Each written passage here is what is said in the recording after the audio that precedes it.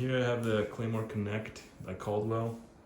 I think it's one of the more premium, probably one of the more expensive clay throwers they have. I haven't seen a lot of videos on these on YouTube, so I decided, heck, I'll make one. I'll show you guys a quick unboxing and stuff. I might get it out on the field later, chuck some clays, but I'll show you guys around the box.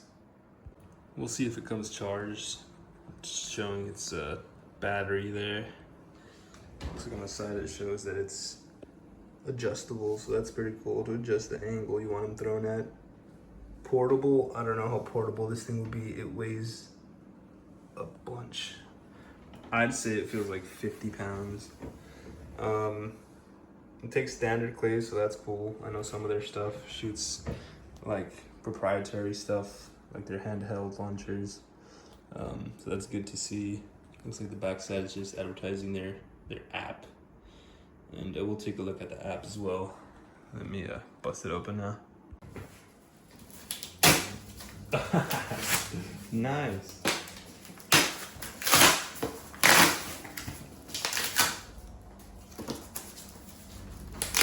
So much for preserving the box.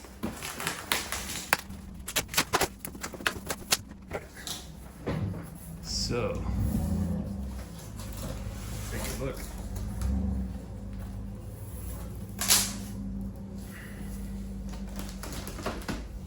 Looks like it's all encapsulated in a bag. Let me get this sucker open. Looks like a trusty knife.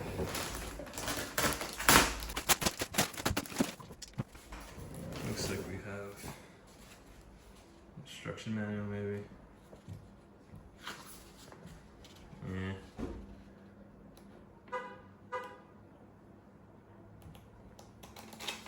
Let's take a look at the goods.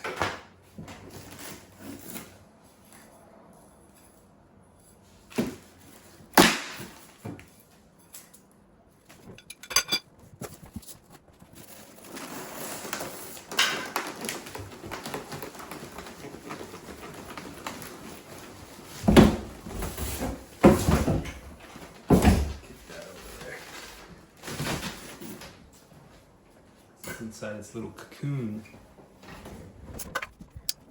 Oh,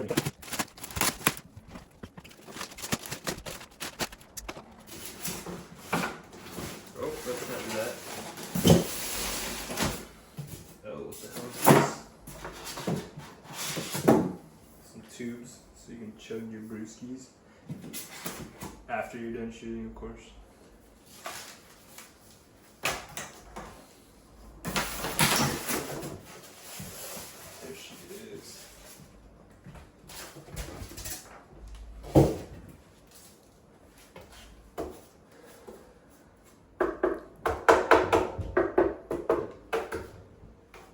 That's pretty good quality, actually.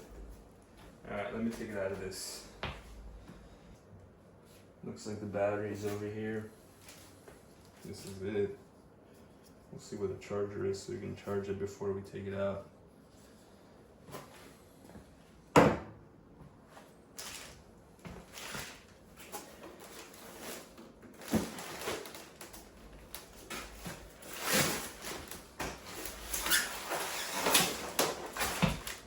Dang, she's heavy.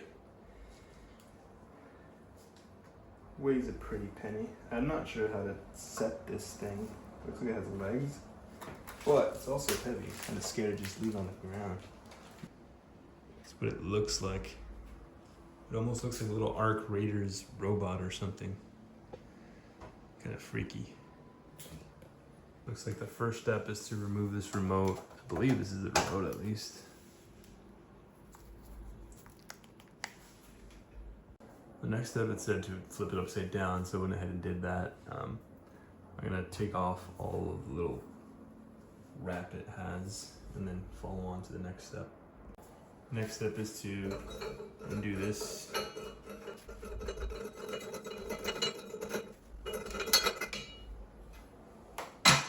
So now it wants us to open the legs and you're gonna install it backward down. So it came like this.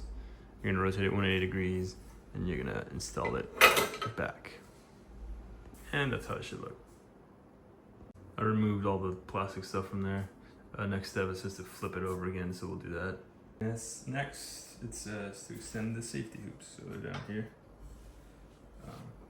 Extend the other one over here. Do this side.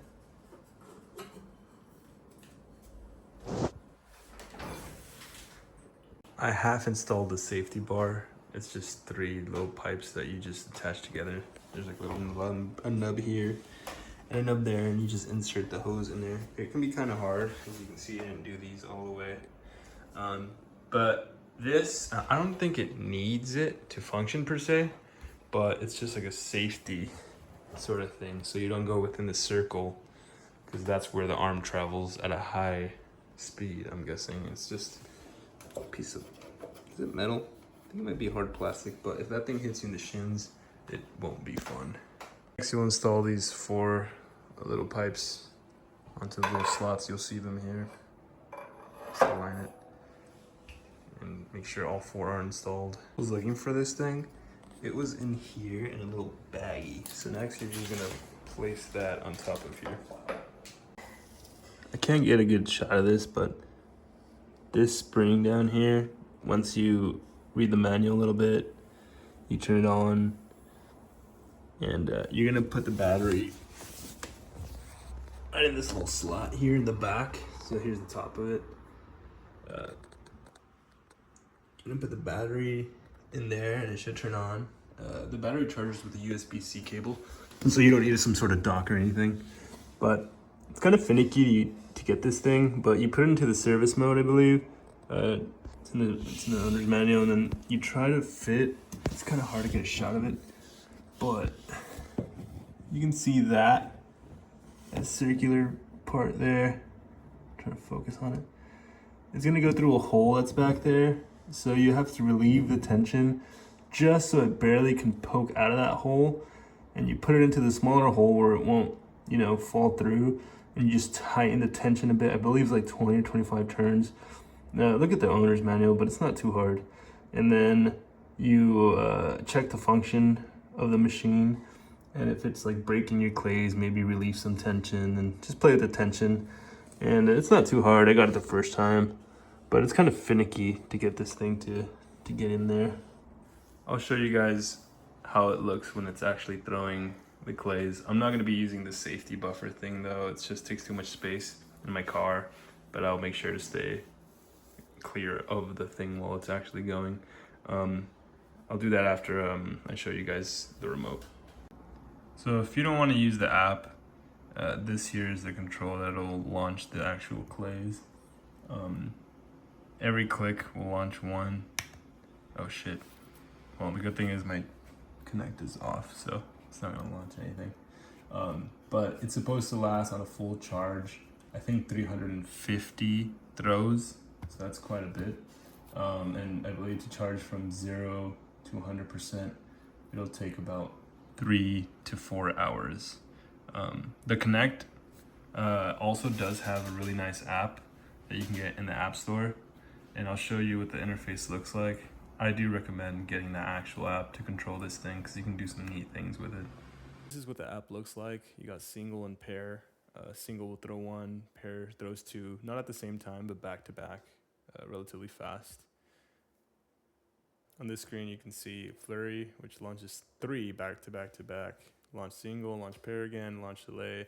If you hit voice command, you just say launch and it'll launch them for you. And it works pretty well, but the voice activation is with your phone.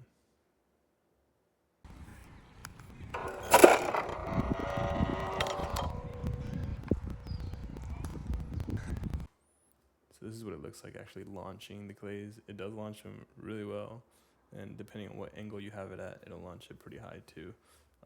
Adjusting the tension will launch it further or closer.